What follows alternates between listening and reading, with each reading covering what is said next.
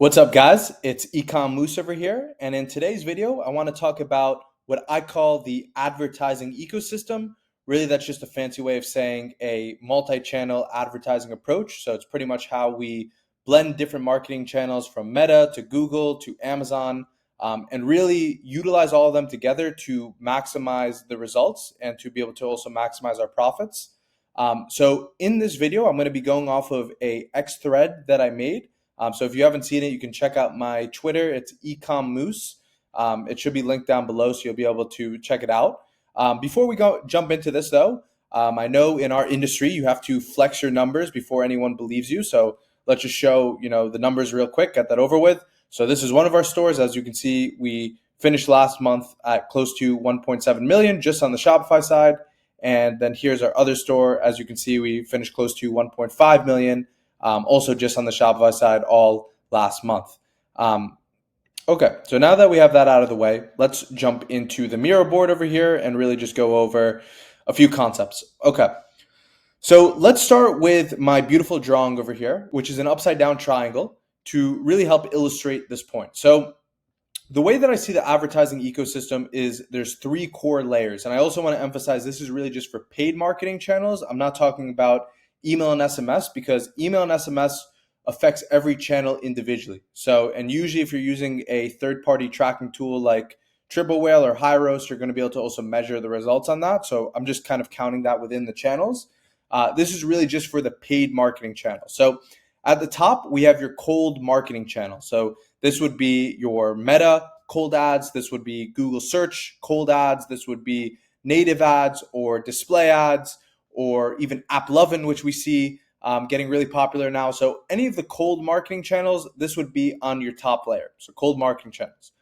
Middle layer is marketplaces. So marketplaces being Amazon, Walmart, it can even be TikTok Shop. That would be considered a marketplace. Target, Etsy, all of those would fall into the marketplaces category. And then at the bottom, you've got brand search. So this is primarily with Google brand search. But it could also be Bing brand search or really just the other search engines. So this is how I see it. And the reason why I see it going upside down like this is because at the top, this is where you're going to cast your widest net. This is where you're trying to get as many eyeballs as possible to gain your state of awareness. And in order to do that, you can do that typically at a lower return on ad spend. Now, I'm going to compare this to how most people advertise in just a second, but the way that I see it with the advertising ecosystem is that we can advertise at those top layers near break even, or depending on the product at maybe 10% profit margins, while I think most other people, when they're just relying on one channel like Meta, they're trying to maintain for 20% profit margins all within that channel, which is going to obviously slow you down from scaling when you're competing. If we had the same offer with all the same numbers theoretically, and I can spend at break even and you have to maintain 20% profit margins on the same marketing channel, who's going to be able to spend more? The answer is obvious. So that's at the top layer with your cold marketing channel. So to illustrate this, let's just assume we're talking about just Meta, right? So that's on the top.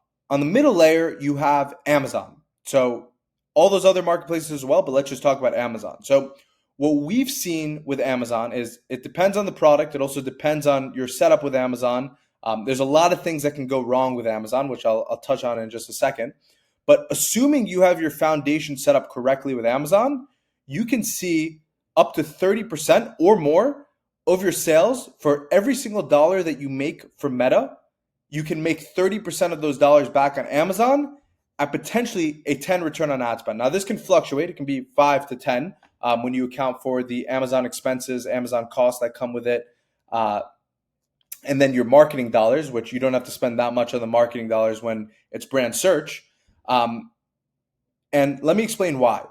So when you're doing hard pushing on your other traffic channels like Meta or Google or any of those other cool channels that we just mentioned, when you push really hard on them, you're getting a lot of eyeballs. And whether you like it or not, over 40% of customers in the United States, and I can speak for myself personally, if I ever want to buy something online, I'm sure a lot of you guys can relate to this, the first place you go is Amazon. The first place you do to make your purchase is Amazon.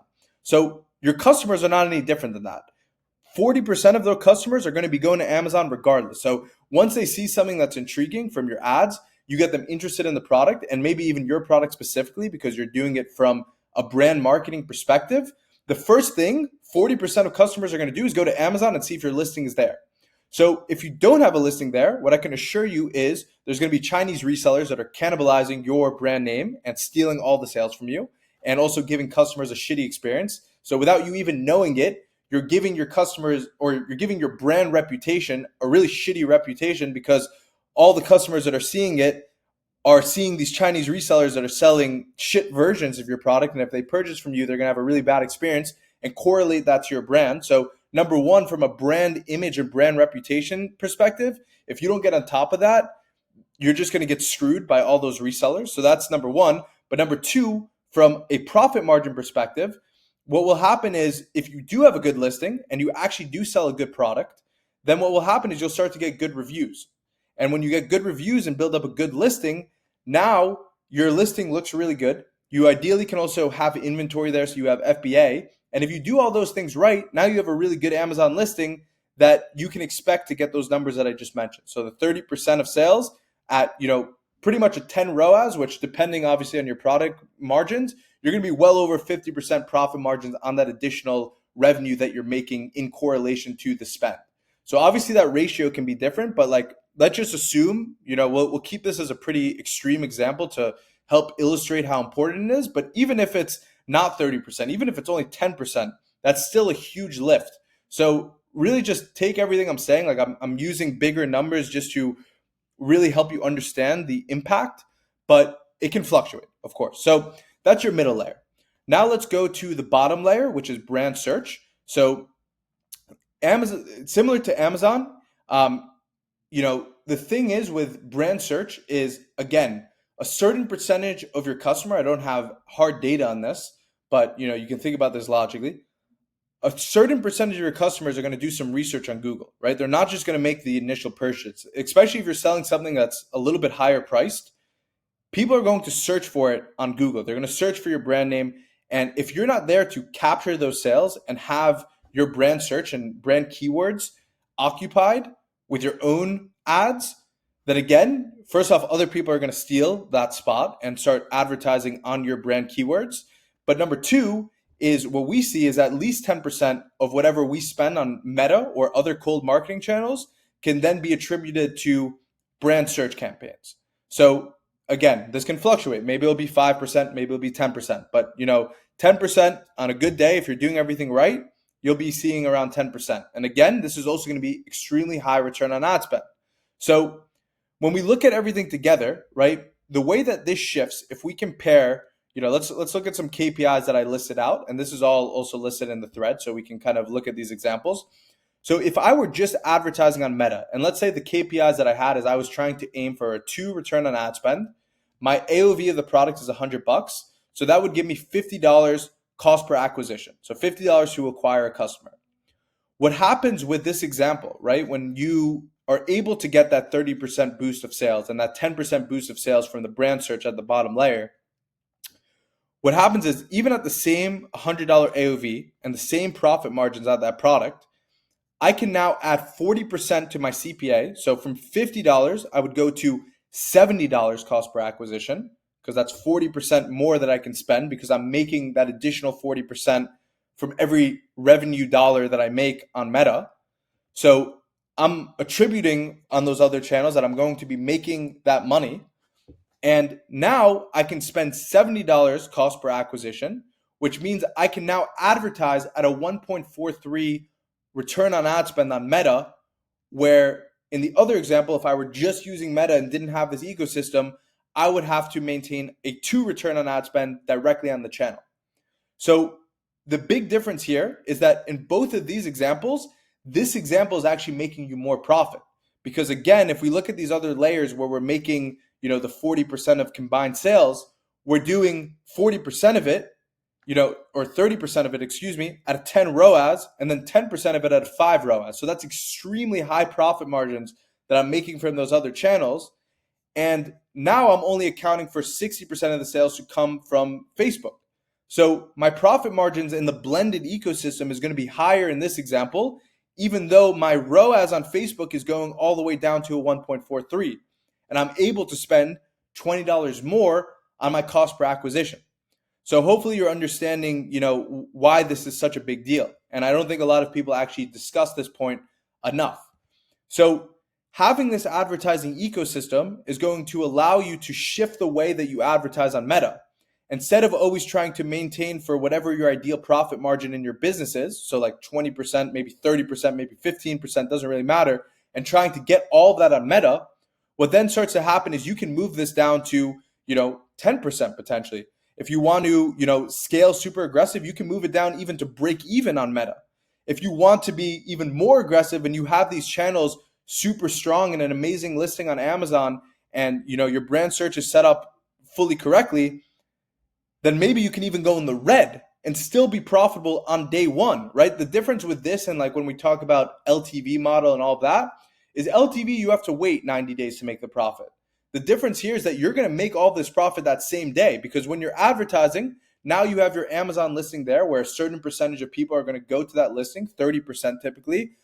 If you do everything correctly and you have a really good listing, you're going to be able to capture 30% extra sales. So that was going to happen regardless. So if you're advertising on Meta and don't have it, those customers are going there regardless and either buying from someone else or not buying because they don't see a trusted listing. So it's not like that's not already happening in the background, it's just you're not capturing the sales there. And same with if you don't have your brand search set up correctly. So that's kind of on the advertising ecosystem setup. And what starts to happen once you have the foundation, so a cold marketing channel at the top, which you would have Meta ideally, could be other channels, but Meta is still the best advertising channel in my personal opinion. Middle layer, you would have Amazon to start, and bottom layer, you would have Google. But now what starts to happen is if I want to add another cold marketing channel like Google search, now I also have these two layers set up. So it makes it a lot easier for me because now I can spend, maybe it's going to not be, at that 2 ROAS I want on the channel. And then a lot of you guys would probably think, okay, that's a failure. I can't advertise on that channel. But now because you have this ecosystem set up, you get that 40% boost on top of whatever you're spending. So it makes sense to spend on these other channels, and it really helps you break into these new channels. So now you start to stack Meta, potentially Google search, potentially some native advertising, and you can start to stack on this top layer.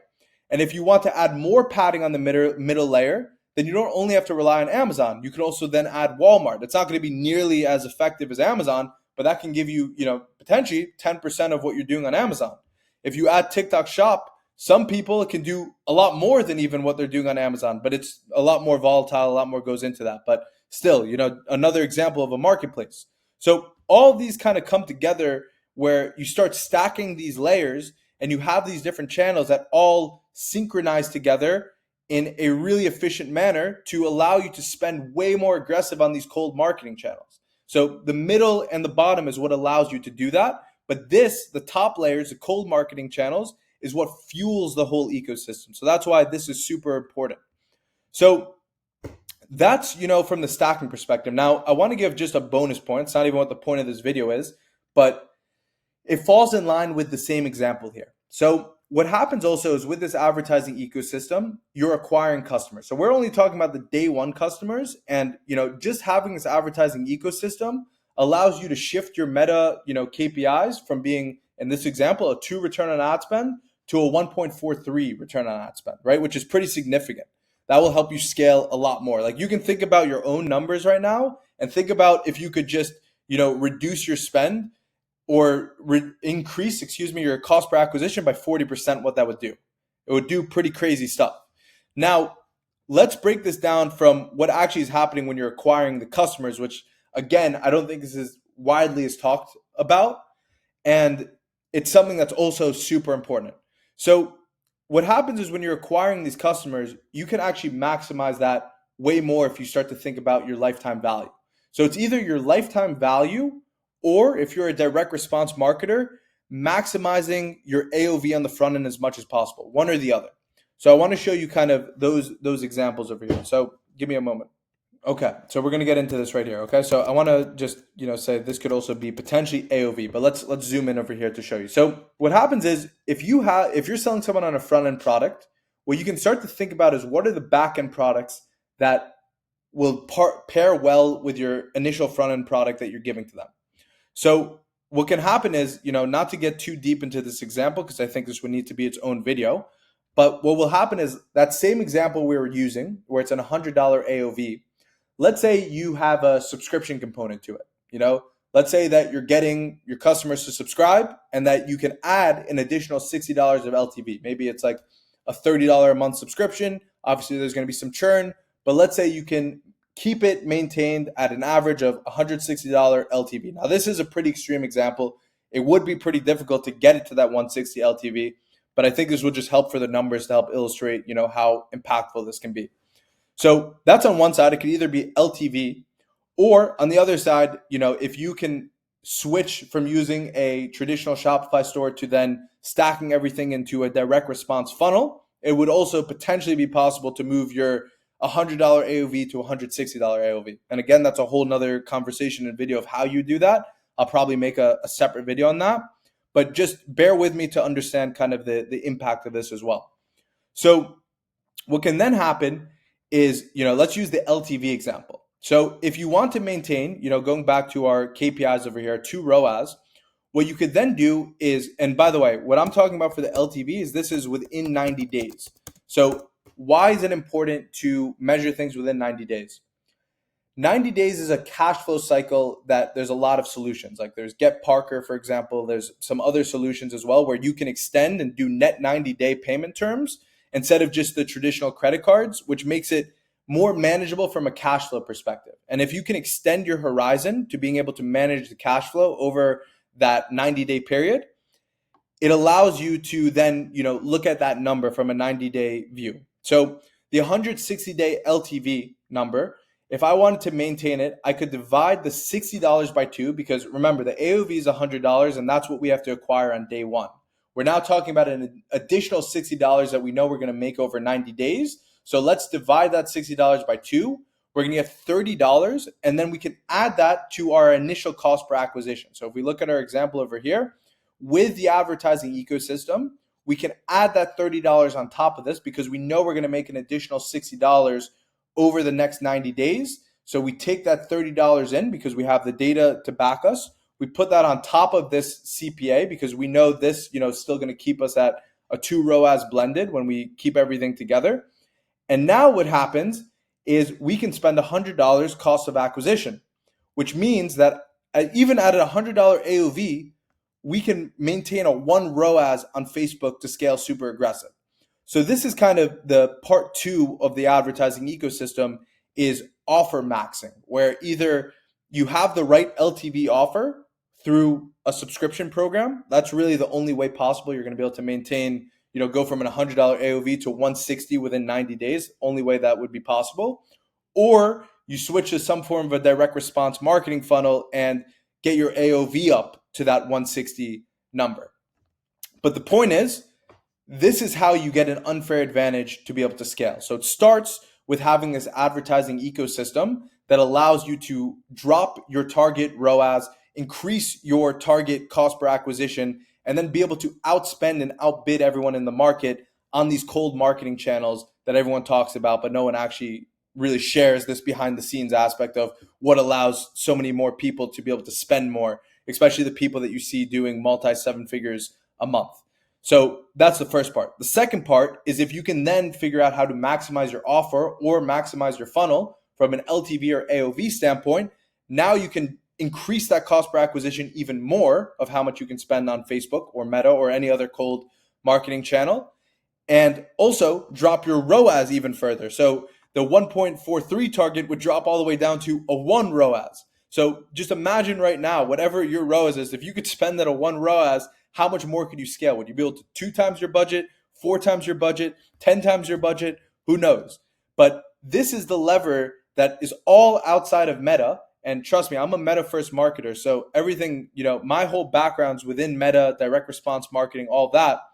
But this just makes it infinitely easier to scale on those channels when you have this infrastructure set up.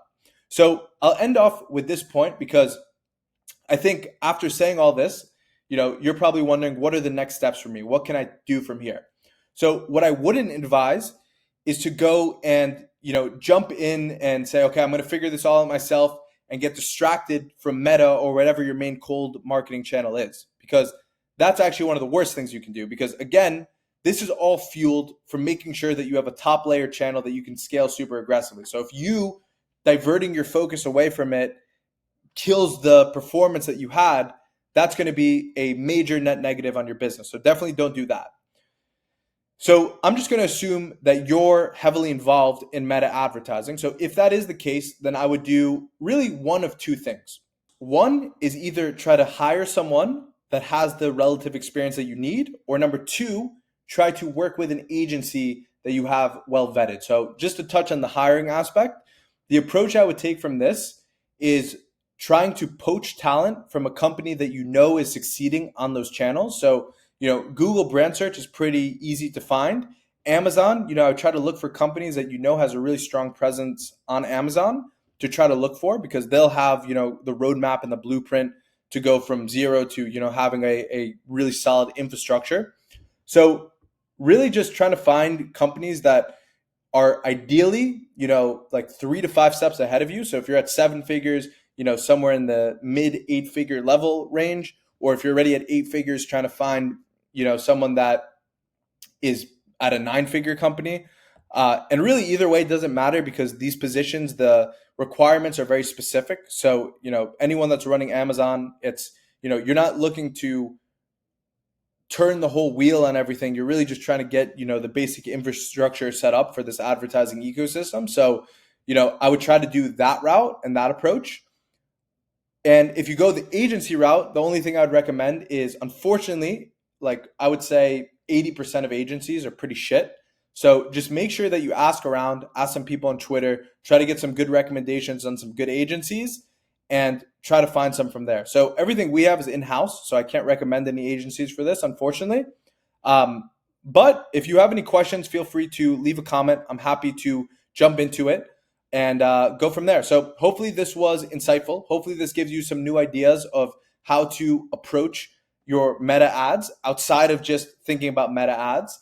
And yeah, so any other questions, guys, please leave a comment and let me know what you want to see next.